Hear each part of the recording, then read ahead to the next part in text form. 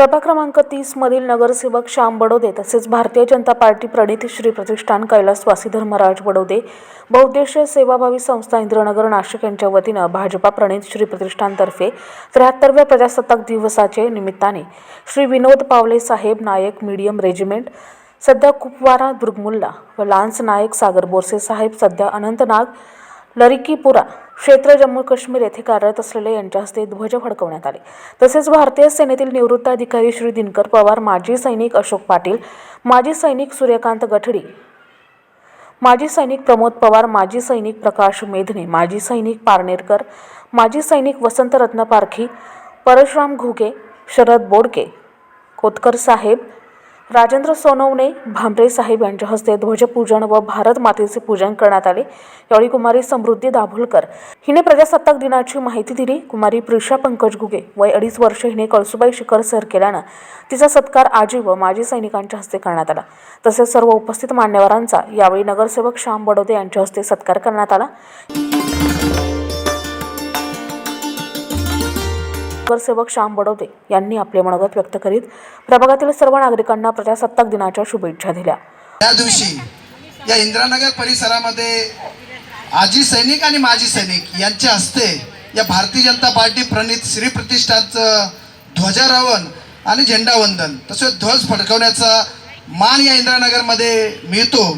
मी खऱ्या अर्थाने या सैनिकांचा माजी सैनिकांचा मनापासून आभार मानतो का आपण आल्यामुळे या कार्यक्रमाला शोभा मिळते आणि आम्हाला आपला आदर सत्कार करण्याची संधी मिळते। मला वाटतं तसं ताईंनी सांगितलं का 15 ऑगस्ट आणि 26 जानेवारीच का, त्यांनी तर फार सुंदर ते आपली प्रतिज्ञाचं ते पूर्ण विवेचन करत होत्या, परंतु वेळेच्या अभावामुळे त्यांना ते करणं शक्य नव्हतं। परंतु त्यांचं म्हणणं जे आहे का फक्त 15 ऑगस्ट आणि 26 जानेवारी पुरतं सीमित न राहता जर आपण 365 दिवस त्या भावनेने जगलो, त्या भावनेने वावरलो, ज्या पद्धतीने आपले मोदी साहेब म्हणजे वेळ भरपूर झालेला आहे, परंतु मला कारण आपण बघतोय का तिसरी लाटेने सर्व जगामध्ये थैमान मानलेलं आहे, परंतु फक्त भारत जे दुसऱ्या क्रमांकाचा देश असताना सुद्धा आपण कुठेतरी सुरक्षित स्वतःला फील करतोय। याचं फक्त एकमेव कारण असं आहे की आपल्या देशाचं जे नेतृत्व आहे त्यांनी पूर्ण जगाला मोफत लस दिली आणि तिसरी लाट जरी असली तरी ते भारतवासियांना कुठली ती हानी पोचू शकत नाही याचा संदेश त्यांच्या मार्फत आपण पूर्ण जगाला दिलेला आहे। मी या रूपाने सर्व भारतवासियांच्या वतीने मोदी साहेबांचा आभार मानतो। या ठिकाणी आलेले आपले माजी सैनिक आजी सैनिक या सर्वांचं मनापासून आभार मानतो आणि पुन्हा एकदा या प्रजासत्ताक दिवसाच्या शुभेच्छा देतो, माझ्या शब्दांना विराम देतो।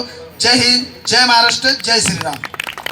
प्रभागातील महिलांनी यावेळी नगरसेवक श्याम बडोदे यांच्या कामाचे कौतुक करीत प्रजासत्ताक दिनाच्या शुभेच्छा दिल्या। सारे भारतीय माझे बांधव आहेत। खरं सांगा, आताची परिस्थिती जर बघितली तर सख्खा भाऊ सुद्धा माझा नाहीये, त्याच्याकडे जर समजा एखादी समस्या आली तर चला ही माझी समस्या नाहीये ती त्याची आहे ना, असं नको।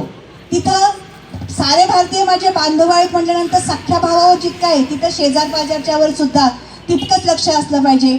मला आता श्यामजी तुमच्या आईशी बोलताना लक्षात आलं की तुमचं एकत्र कुटुंब आहे। एकत्र कुटुंब याही दिवसामध्ये खूप कौतुकास्पद गोष्ट आहे।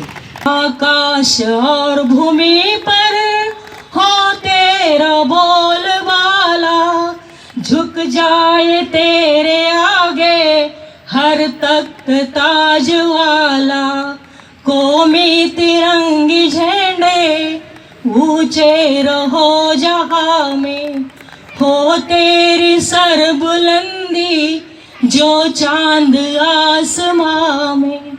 आणि म्हणून मला सांगावंसं वाटेल की आपल्या देशाचं नेतृत्व माननीय मोदीजींनी संपूर्ण जगामध्ये आपल्या देशाचा राष्ट्रध्वज आणि आपल्या देशाची मान ही उंचावलेली आहे, हे या गाण्यातून सिद्ध होते।